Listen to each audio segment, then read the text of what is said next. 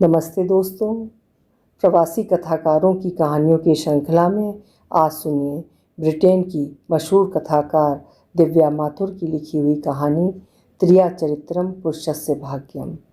मेरी जुबानी, मैं हूँ सीमा सिंह। जॉर्ज बर्नार्ड शॉ के मुताबिक पुरुष को चाहिए कि जब तक टाल सके टाले, और स्त्री को चाहिए कि जितनी जल्दी हो सके शादी कर डाले। शौकत और शर्मिष्ठा के प्रेम संबंध इसी सिद्धांत पर परवान चढ़े थे। दोनों ही फूंक फूंक कर कदम रख रहे थे। खुशबख्त शौकत अपना निशाना एकल अथवा तलाकशुदा और मामूली नैन नक्श वाली और कुछ कुछ दब्बू किस्म की औरतों को ही बनाता था, जो एक अच्छे पुरुष की चाह में अपना तन मन धन सब लुटाकर भी चूँ न कर पाएं। ऐसी औरतें जिनकी अपनी आवश्यकताएं और ख्वाहिशें न के बराबर हों, ताकि वे अपनी पूरी तवज्जो उस पर ही निछावर कर सकें। पूर्वी लंदन, लूटन, बर्मिंघम, ब्रैडफोर्ड आदि शहरों में ऐसी औरतों की कमी नहीं थी, जिनके विवाह यदि गलती से कहीं हो भी जाएं तो तलाक की स्थिति में कमोबेश एशियाई समाज उन्हीं पर लांछन लगाता कि कैसी बेवकूफ़ है, ना शक्ल ना अक्ल, शुक्र है कि शादी हो गई और न जाने क्या चाहिए इन्हें। शौकत जैसे मर्दों के दोनों हाथों में लट्टू थे। पश्चिम में दुर्लभ संपन्न और स्थायी दासियां उन्हें मुफ्त में हासिल थीं, जो आवेग में उनसे बंधने को तैयार हो जाती। शिकवा शिकायत किसी से क्या करना, अपनी मर्जी से बंधी थीं। अपनी मर्जी से छूट भी सकती थीं, पर लिहाज या शर्मसार होने के नाते उम्र भर न सही, जब तक पानी सिर से नहीं गुजर जाता बंधी रहती। नियमित रूप से सैकड़ों लोगों के दिन रात संपर्क में रहते हुए भी शर्मिष्ठा 40 पार कर जाने के बावजूद एकल थी और एक सूटेबल अधेड़ के लिए लालायित थी। वो सदा बनी ठनी इस ताक में भी थी कि उसे शौकत से बेहतर शायद कोई मिल जाए। हर 10 दिन में वो अपने बाल बनवाती, पूरे चेहरे की वैक्सिंग और महीने में 2 बार पेडिक्योर और मैनिक्योर करवाती। सज धज कर बाहर निकलती तो भारी रकम खर्च हो जाने का मलाल झट से उड़नछू हो जाता। वज़न बनाए रखने के लिए वो हफ्ते में 3 दिन की फिट, योग और जुम्बा क्लासेस भी लेती, किंतु उम्र का तकाजा था, वज़न कम होने का नाम ही नहीं ले रहा था। तिस पर वो चॉकलेट्स और चिप्स खाए बगैर रह नहीं पाती थी। उसका भारी बदन, जो साड़ी में ठीक ठाक लगता था, पश्चिम परिधान में बिखरता सा दिखता। शर्मिष्ठा ये अच्छी तरह जानती थी कि भूख के मिटते ही शौकत सिर पर पांव रखकर भाग खड़ा होगा। इसीलिए शौकत के भरकस प्रयत्न के बाद भी शर्मिष्ठा ने उसे कभी अपने होंठ तक नहीं चूमने दिए थे। उसने तय कर लिया था कि इसकी इजाज़त वो उसे विवाह के पश्चात ही देगी। किंतु जितनी ताकत से शर्मिष्ठा उसे अपने से दूर ढकेलती, चुंबक की तरह वो उतने ही वेग से उससे वापस आ चिपकता। ढीठ से ढीठ मर्द भी, जो आसानी से हार मानने के कायल नहीं थे, शर्मिष्ठा से 2 या 3 मुलाकातों में ही बिदक जाते थे। पर शौकत निराला था। इंसानियत के नाते शर्मिष्ठा की सहेलियां इसे अपना अखलाकी फ़र्ज़ मानती थीं कि उसे तलाकशुदा शौकत के प्रति जब तब सावधान करती रहें। मिसाल के तौर पर पम्मी उससे कई बार बता चुकी थी कि शौकत केवल उसी का ही दीवाना नहीं था, डॉन जुआन बना वो औरों के घर के भी चक्कर लगा रहा था। बिल्किस कह रही थी कि केनरा बैंक की मैनेजर पुष्पा भामा से शौकत की घनिष्ठता काफ़ी गहरी थी। फलाने ने उनको कार में चुम्बन लेते तो ढिमाके ने शौकत को पुष्पा के घर की बागवानी करते अपनी आंखों से देखा था। शर्मिष्ठा भी कोई कच्ची कौड़ियाँ नहीं खेली थी। वो जानती थी कि वे सब मनगढ़ंत किस्से थे, ना भी हों तो उसके पास जोखिम उठाने के सिवा चारा ही क्या था। खतरा तो चारों तरफ से रहेगा ही, कोई जीना थोड़े ही छोड़ सकता है। एक ही वर्ष में शर्मिष्ठा के 3 सहकर्मी भगवान को प्यारे हो गए थे और उन सभी की हट्टी कट्टी पत्नियां अब नए पतियों की तलाश में थीं। एकल मर्दों का एकाएक अकाल सा पड़ गया था। शर्मिष्ठा की बॉस मैंडी ने तो पति के दफन को आए शोकातुर संबंधियों में से ही एक को चुन लिया था और उसी के सीने से लगी वो घर लौटी थी। मौके का फ़ायदा उठाने में चूक जाती तो न जाने फिर कोई पास फटकता भी या नहीं। शौकत अपने सो कॉल्ड 42वें जन्मदिन पर पुष्पा और आपा को लेकर पिज़्ज़ा हट गया था।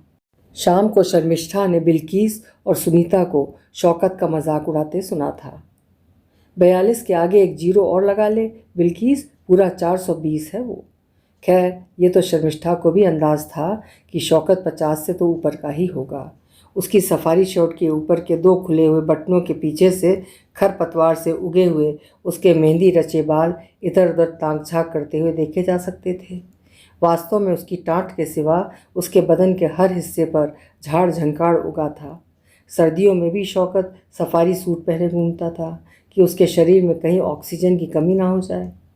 टाँट के दोनों ओर उगे हुए खिचड़ी बालों को वो हेयर स्प्रे अथवा प्रिट स्टिक से अपनी टाँट पर अच्छी तरह से चिपकाए रखता था। फिर भी जरा सी हवा चली नहीं कि वे हल्के और सस्ते टीन की तरह उखड़ खड़े होते।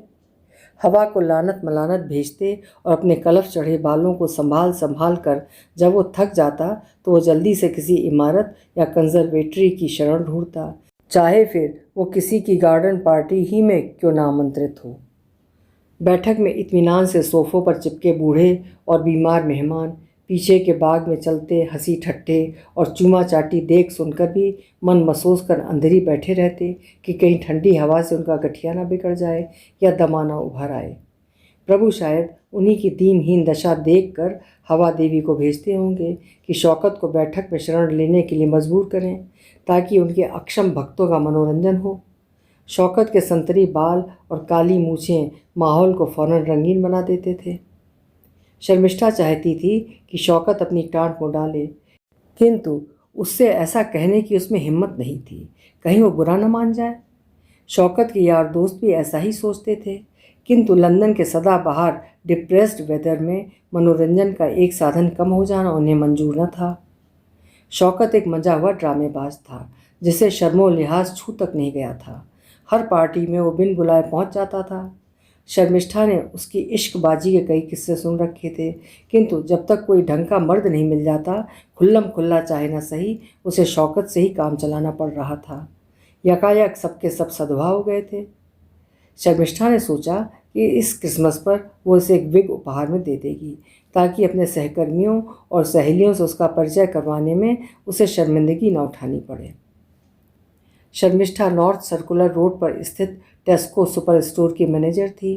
रोज़ दोपहर के 12 बजे के आसपास शौकत का फ़ोन आता। नपे तुले वही 4 वाक्य। कैसी हैं आप? हम अकेले बोर हो रहे हैं, आपको एक नज़र देख लें तो दिल को कुछ सुकून मिले, आपको तकलीफ़ ना हो तो आ जाएं। इस समय तो बिल्कुल फुर्सत नहीं है, शाम को मिलते हैं ना। शर्मिष्ठा को शौकत की ज़रूरत शाम को महसूस होती थी, किंतु वो रोज़ दोपहर को ही मिलने की जिद करता था। शर्मिष्ठा को हैरानी तो इस बात की थी कि ब्रेंट काउंसिल जहाँ वो काम करता था रोज़ उसे इतना लंबा ब्रेक कैसे दे देती थी। भाई शामें तो हमारी बच्चों के नाम हैं, लंच के लिए आपको 1 घंटा तो टेस्को वालों को देना ही होगा, और आप तो फिर मैनेजर ठहरी। अथवा राहों में पड़े हैं दिल थाम के, हाय हम हैं दीवाने तेरे नाम के। जैसे जुमलों से आजिज आई शर्मिष्ठा की एक पनियल सी हाँ पर वो फौरन चला आता और बेमन से शर्मिष्ठा को टेस्को की कैंटीन में ही लंच करवाना पड़ता, जो ऐसा कोई खास सस्ता भी नहीं था। इसके मुआवजे में शौकत उसे कभी आलिंगन में ले लेता तो कभी उसका गाल चूम लेता। मन मन भावे मूड हिलावे वाली कहावत को चरितार्थ करती हुई शर्मिष्ठा एक तरुणी की तरह शर्माकर कहती, कोई देख लेगा तो? अथवा कुछ तो लिहाज कीजिए। शर्मिष्ठा के सहकर्मी जो उसे शहर कह के पुकारते थे मजाक में उससे पूछने लगे थे, आर यू सीरियस शहर? अथवा शहर do you fancy him?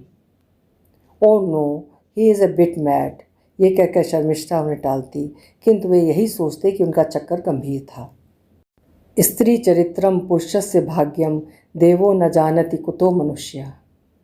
Sharmishtha की माताजी अक्सर कहा करती थी। उसे लगने लगा था कि ये मंत्र कितना सटीक बैठता था उन दोनों पर। मनी मन शर्मिष्ठा ये भी सोचती थी कि सहचर्य और जिस्मानी भूख मिटाने के लिए उसे शौकत से अच्छा और कौन मिलेगा, किंतु उसे हर चीज़ मुकम्मल चाहिए, तलाकशुदा जोकर नहीं जो हर एक के पीछे भागता फिरे। ऐसे ही किसी उत्तम पुरुष के इंतज़ार में वो अपना तन मन संभाले इस जून में 41 की होने जाएगी। यदि बुरे विचार तुम्हारे मन में आ जाएं तो समझो तुमने बुरा कर ही दिया। गुरुजी ने एक बार कहा था। जब बुरे ख्याल शर्मिष्ठा के मन में विचरने ही लगे तो वो शौकत को अच्छी तरह चूम ही क्यों न लेने दे। गोरे गोरियों को देखो कैसे चूमते चूसते रहते हैं एक दूसरे को, उनमें तो कोई इनहिबिशंस नहीं होती। शर्मिष्ठा ने ही नैतिकता का ठेका ले रखा है क्या। एक गोरा दोस्त बना भी था शर्मिष्ठा का, कैल्लम, जो टेस्को में ही रिसेप्शनिस्ट था। तीखे नैन नक्श, कद्दावर और आकर्षक। भारतीय होता तो शायद वो 10 बार सोचती कि कहीं पूरे समाज में हल्ला न मच जाए, पर कैल्लम के साथ हम बिस्तर होने के लिए वो झट मान गई थी। किंतु जैसे ही कैल्लम को पता लगा कि वो अब तक कुंवारी थी, वो सिर पर पांव रखकर भाग लिया। शर्मिष्ठा का कौमार्य अभी तक अक्षत था। सहकर्मी और सहेलियां शर्मिष्ठा के प्रति ऐसे सहानुभूति प्रकट करते थे कि जैसे वो किसी बुरी बीमारी से ग्रस्त थी। ओ डियर, नॉट येट, या शायद स्टिल ए वर्जिन। कई एक ने तो उसे किसी अच्छे मनोवैज्ञानिक से मिलने की सलाह तक दे डाली थी। शौकत के नियमित चक्रों से शर्मिष्ठा ने अंदाज लगाया कि वो अब विवाह के लिए उसे प्रपोज करने ही वाला था। वैसे भी दोनों के पास अब समय ही कितना बचा था कि वे चूहे बिल्ली का खेल खेलते रहे। उसने तय कर लिया था कि वो झट हाँ कर देगी। अच्छी मालिश करता है, आगे पीछे घूमता है और उसकी तारीफ़ों के पुल बांधते नहीं थकता। इस उम्र में उसे और क्या चाहिए। वो अपने मन को समझा ही रही थी कि उसकी सहेलियों के दिमागों में खतरे की घंटियां टनटनाने लगीं। उसी रात को एक हाउस वार्मिंग पार्टी में शर्मिष्ठा के सामने शौकत के बहुत से नए कारनामे उजागर किए गए। तुमने कुछ सुना शेरा? फरहत और बच्चों ने शौकत को घर से बाहर निकाल दिया। पार्टी में चल रही गपशप से शर्मिष्ठा ने यह निचोड़ निकाला कि 15 वर्ष पूर्व शौकत ने हैदराबाद में अपनी पहली बीवी ज़ेबा को तलाक देकर लंदन में बसी फरहत से निकाह कर लिया था। ज़ेबा से हुए अपने 2 बेटों सलीम और रज़ा समेत वो लंदन आ बसा। फरहत से उसकी एक बेटी हुई नीलोफर, जिसका अपने ही सौतेले भाई सलीम से चक्कर चल रहा था, और इसी बात को लेकर फरहत और शौकत में रोज़ तकरार होती थी। महज अपने शक की बिना पर अथवा सहेलियों की बातों में आकर कहीं वो अपने ही पाँव पर कुल्हाड़ी न मार ले। इस ज़माने में ऐसा कौन है जो अपना असली चेहरा लिए घूमता हो। अपने मन को समझा बुझा कर शर्मिष्ठा ने एक बार फिर से शौकत पर विश्वास कर लेना चाहा, किंतु बार बार मन में यही आता रहा कि न जाने कितनी औरतों को उसने अपने किस्से सुना सुनाकर अपने वश में कर रखा हो। पिछले 6 महीनों से हमारी और फरकत की बातचीत भी बंद है। वो तो कहिए कि आपा आजकल हैदराबाद में ज़्यादा रहने लगी हैं और हमारे पास सर छुपाने को इंशाअल्लाह जगह है। इस बार शौकत ने एक नया तीर छोड़ा। शर्मिष्ठा ने ठल्ले पुरुषों के ऐसे संवाद पहले भी कई बार सुन रखे थे। वो अपनी बीवी के साथ हमबिस्तर होता है या नहीं, इससे किसी को क्या फ़र्क पड़ना चाहिए। खैर, शर्मिष्ठा की चुप्पी से शौकत को लगा कि शायद उसकी कहानी असर दिखा रही थी। मन ही मन शर्मिष्ठा सोच रही थी कि ऐसा भी क्या अभिनय जो साफ एक्टिंग लगे। शौकत के आंसू, आहें और हंसी सब बनावटी थे। मन में उसके लिए कभी दया उमड़ती तो कभी गुस्सा आता। ज़्यादातर तो उसे खुद पर ग्लानि ही होती थी। आप नहीं जानती कि फरहत ने हमें कितना रुस्वा किया है। उन्होंने बच्चों को सिखला फुसलाकर हमारे ही खिलाफ भड़का रखा है। अपनी सूखी आंखों को पोंछते हुए बोला। आप सबको एक साथ बिठाकर सीधे सीधे बात क्यों नहीं कर लेते? शर्मिष्ठा ने हिम्मत करते हुए पूछा। कितनी मर्तबा जानम, कितनी मर्तबा। सीने को थाम के शौकत ऐसे बोला कि जैसे उसके सीने में जोर का दर्द उठ रहा हो। आप नहीं जानती शेरा, हमने कितनी मर्तबा कोशिश की है, पर वो लोग तो हमारी आवाज़ सुनकर ही फ़ोन रख देते हैं। कोई तो वजह होगी कि वे सब आपसे इतने नाराज़ हैं। एक बार की शौकत को समझ नहीं आया कि इस प्रश्न का वो क्या जवाब दे, पर जल्दी ही संभल गया और अपनी चुप्पी को सोचने का अंदाज देते हुए बोला। पिछली बार जब हम उनके दरवाजे पर जाकर बैठ ही गए तो जानती हैं कि खिड़की से झाँक कर फरहत ने हमसे क्या कहा? आवाज़ को गमगीन बनाते हुए उसने शर्मिष्ठा की आंखों में झांकते हुए पूछा। शर्मिष्ठा चुप रही। आपको रास्ते में कोई रेल की पटरी नहीं मिली खुदकुशी के लिए जो यहाँ फिरा धमके? शौकत ने बहुत चाहा कि उसकी आंखों में आंसू भर आएं, किंतु कमबख्त वे भी ऐन वक्त पर दगा दे गए। हथेली से बार बार मलने की वजह से उसकी आंखों के नीचे की खाल में सलवटें पड़ गई थीं। वे तृष्णा से शर्मिष्ठा ने अपना चेहरा घुमा लिया। शौकत को पूरा भरोसा था कि उसके मायूस चेहरे को देखकर शर्मिष्ठा उसे ज़रूर गले से लगा लेगी, और इसी इरादे से वो शर्मिष्ठा के बेहद करीब आ गया था। भाई आपका ये डायलॉग तो बिल्कुल नया है। शर्मिष्ठा खिलखिलाकर दूर जा बैठी। किसी की जान पर बनाई है और आपको मजाक सूझ रहा है। खिसियाए हुए शौकत को समझ नहीं आ रहा था कि वो अपने बाल नोच ले या फिर इस बदतमीज़ औरत के गाल पर एक चांटा रसीद कर दे, किंतु ऊपर से वो सिर्फ मुस्कुराता रहा। कोई ऐसे कैसे कह सकता है, वो ज़रूर आपसे बहुत नफरत करती होंगी। एक ज़माना था जब वो हमारी दीवानी थी। टाट को छूते हुए शौकत ने अपना हाथ हवा में लहराया और बोला, खाला के ज़रिए उन्होंने निकाह का पैगाम भिजवाया था। उसने बड़ी अदा और शोखी के साथ बताया। तो फिर ऐसा क्या हो गया? शर्मिष्ठा के इस प्रश्न का उससे फिर उत्तर देते नहीं बना तो सिर खुजाते हुए सोच में डूब गया। नीलोफर के पैदा होने के बाद फरहत में बहुत तब्दीली आ गई। गहरी आवाज़ में और बड़ी संजीदगी के साथ शौकत ने धीरे धीरे बोलना शुरू किया। अम्मी और आपा ने बहुत जब्त किया, पर जब उनकी और बदतमीज़ियाँ नाकाबिले बर्दाश्त हो गईं तो वे दोनों परेशान होकर हैदराबाद लौट गईं। बस बात बिगड़ती ही चली गई। यू नो शौकत, डिलीवरी के बाद कई बार औरतें डिप्रेशन की मरीज हो जाती हैं। शर्मिष्ठा ये बात पूरी भी नहीं हुई थी कि शौकत एकाएक उठकर खड़ा हो गया। उसकी नज़र की सीध में चौकन्नी सी पुष्पा भामा अपनी शॉपिंग ट्रॉली खींचती हुई उन्हीं की ओर चली आ रही थी। माफ़ कीजिएगा, मैं अभी हाजिर हुआ, कहता हुआ शौकत टॉयलेट्स की ओर लपक लिया। शर्मिष्ठा भी उठकर अपने केबिन में खिसक ली। इस समय वो भी पुष्पा से दिमाग नहीं खपाना चाहती थी। शौकत करीब आधे घंटे बाद ऐसे लौटा जैसे कुछ हुआ ही न था। अरे आप कहाँ चली गई थी? मैं कबाब में हड्डी नहीं बनना चाहती थी, तमतमाती हुई शर्मिष्ठा ने तंज किया। शहरा, आप मेरे लिए ऐसा सोच भी कैसे सकती हैं? तो उसे देखते ही आप क्यों उठ खड़े हुए? सच तो ये है कि हम पुष्पा को अवॉइड कर रहे थे। मैंने तो सुना था कि आप उसके बहुत करीब हैं। ना चाहते हुए भी शर्मिष्ठा के मुंह से निकल गया। वो स्वीकार करना नहीं चाहती थी कि उसे पुष्पा से जलन हो रही थी। आप कुछ नहीं जानती, वो फरहत से मिली हुई है। शर्मिष्ठा के पल्ले कुछ न पड़ा। फरहत हमें तलाक देने को तैयार है, इस शर्त पर कि हम अपना घर उसके नाम कर दें। फिर तो आप सस्ते में छूट रहे हैं। अगर आप कोर्ट में गए तो घर के अलावा आपको अपनी आमदनी का आधे से ज़्यादा हिस्सा भी उन्हें देना होगा, क्योंकि वो आपके बच्चों को भी तो संभाल रही है। शर्मिष्ठा बोली। आप भी कितनी नादान है शेरा। एक बार हमने कागजात पर साइन कर दिए ना तो हमें बच्चों से भी नहीं मिलने देगी। पर मुझे समझ में नहीं आ रहा कि इस बखेड़े में पुष्पा का क्या रोल है। शर्मिष्ठा से पूछे बिना ना रहा गया।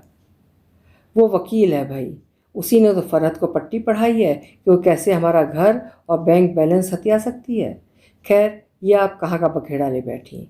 हम तो आपको अपनी परेशानियों से दूर रखना चाहते थे और इसीलिए हमें मुआफ़ कीजिएगा, कहता हुआ शौकत बाहर निकल गया।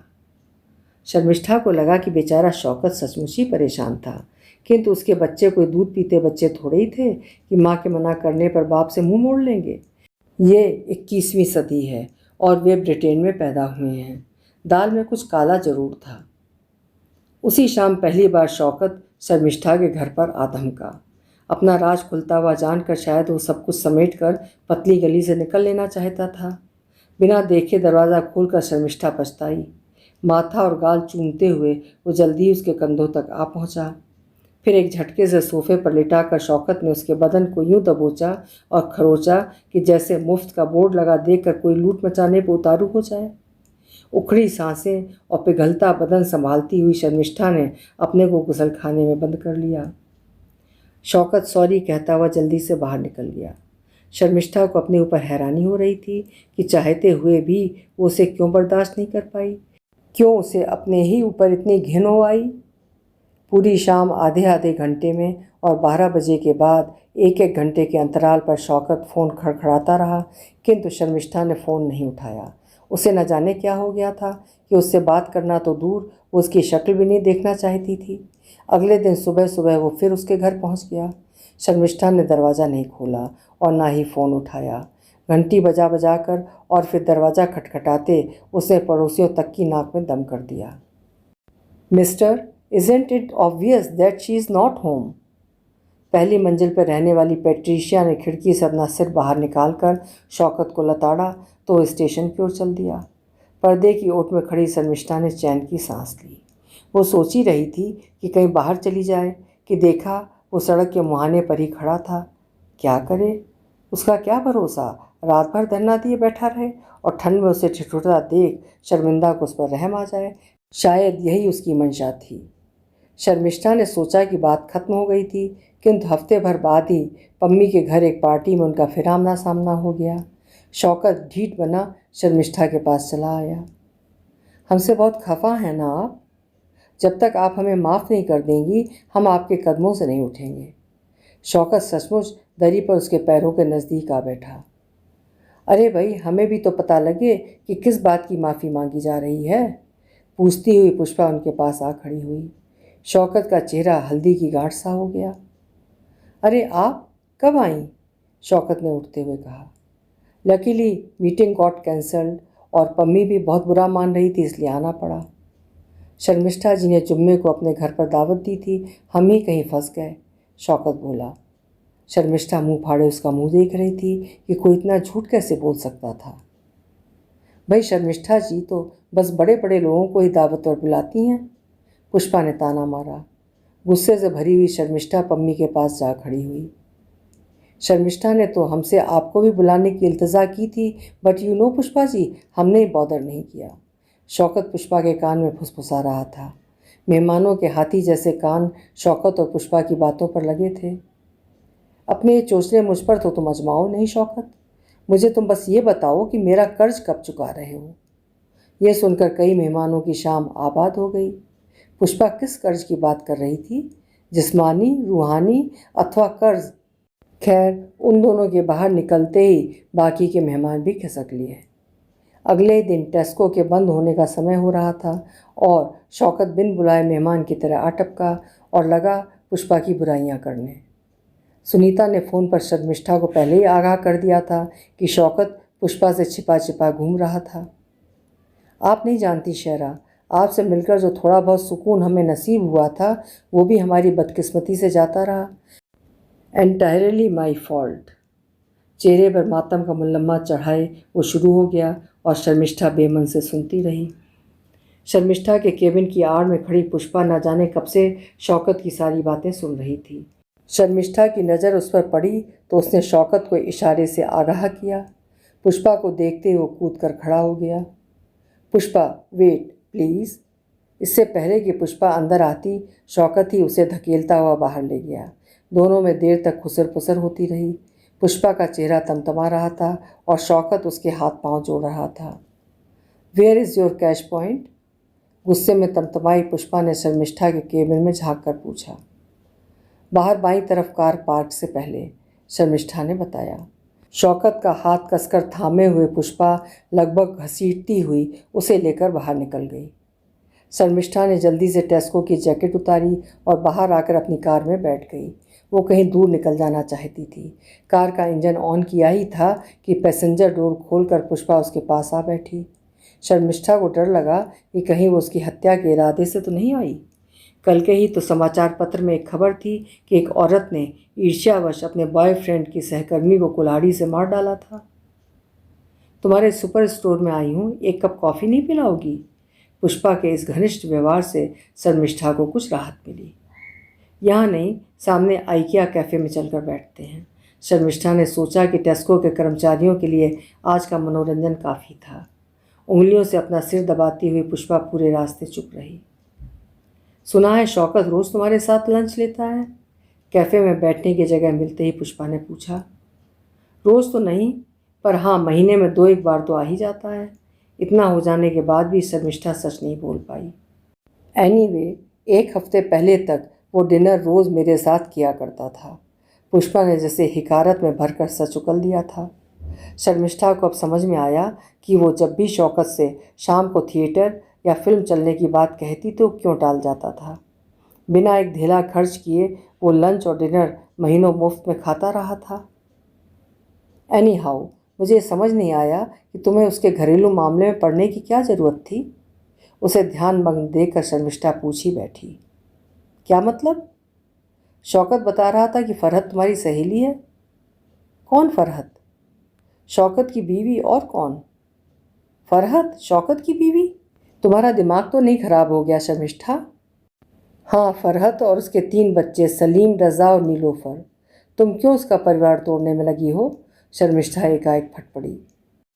ओह शर्मिष्ठा, तुम तो सचमुच ही गलीबल हो। मैं शौकत को 25 सालों से जानती हूँ। इसकी आपा मेरी बड़ी बहन के साथ स्कूल में पढ़ती थी। निकम्मे ने कभी एक धेले का काम नहीं किया। अब भी आपा के काउंसिल फ्लैट में पड़ा रहता है। वो तो ब्रेंट काउंसिल में काम करता है। शर्मिष्ठा को उसकी बातों और अपने कानों पर विश्वास नहीं हो रहा था। ब्रेंट काउंसिल को फ़ोन करके पूछो तो ज़रा, उसका नाम ज़रूर मिल जाएगा उनकी फ़ाइलों में तुम्हें। कौन सा ऐसा बेनिफिट है जो उस चीट ने काउंसिल से नहीं लिया? He is a bloody fraud. Sharmishtha के पैरों के नीचे से जैसे किसी ने ज़मीन खींच ली हो। कहीं तुमसे भी तो उसने उधार नहीं मांग रखा? पुष्पा ने पूछा तो शर्मिष्ठा को मानो काठ मार गया। पिछले महीने तो शौकत ने उससे 1000 पाउंड उधार लिए थे, ये कहकर कि सलीम के कॉलेज की फ़ीस भरनी थी और ये कि तनख्वाह मिलते ही वो वापस कर देगा। पहली आकर निकल भी गई थी और शौकत ने पैसे लौटाने का कोई जिक्र तक नहीं किया। शर्म और लिहाज के मारे शर्मिष्ठा चुप थी। ओह नो, तुम भी उसकी चाल में आ गई? उसे चुप देखकर पुष्पा झट भाप गई कि माजरा क्या था। फरहत, ज़ेबा और उसके बच्चे? शर्मिष्ठा का सिर घूम रहा था। कमबख्त ने शादी ही नहीं की। शर्मिष्ठा को लगा कि जैसे उसे दिल का दौरा पड़ने वाला हो। उसे तो लोगों के मन में झांक कर देख लेने का वरदान मिला हुआ था। इतना बेवकूफ़ वो कैसे बन गई? मैं तो जानते बूझते इसकी बातों में आ गई। उसे जब मुझे बताया कि आपा का मेजर ऑपरेशन होने जा रहा था और उन्हें पैसों की सख्त ज़रूरत थी, मैंने झट उसे 2000 पाउंड निकाल कर दे दिए। नए साल की मुबारकबाद देने के लिए जब मैंने आपा को हैदराबाद फ़ोन किया तो पता लगा कि वो तो बिल्कुल ठीक ठाक थी। तब से जनाब मेरे हाथ नहीं आ रहे हैं। आज भी मैं यहाँ 12 बजे से उसका इंतज़ार कर रही थी। तो क्या तुम्हारा कर्ज चुका दिया उसने? शर्मिष्ठा ने बड़ी व्यग्रता से पूछा। कहाँ? कैश पॉइंट में मैंने उसका कार्ड ज़बरदस्ती डलवाया पर उसके खाते में तो 20 पाउंड्स भी नहीं निकले। उसने और भी बहुत सी औरतों से उधार ले रखा है। पुष्पा ने जैसे उसे सांत्वना देनी चाहिए। चाबी भरे खिलौने सी पुष्पा बोले चली जा रही थी और कंकड़ों सी उसकी बातें शर्मिष्ठा के जहन में वर्तुल बना रही थी। लगा कि उसे मतली आने वाली थी। तो फरहत, ज़ेबा, शर्मिष्ठा का दिमाग चकरघिन्नी की तरह घूम रहा था। अभी आप सुन रहे थे दिव्या माथुर जी की लिखी हुई कहानी त्रिया चरित्रम पुरुषस्य भाग्यम। आपको कहानी कैसी लगी कमेंट सेक्शन में अपनी राय ज़रूर लिखिएगा। कल फिर मिलेंगे। आपका समय शुभ हो।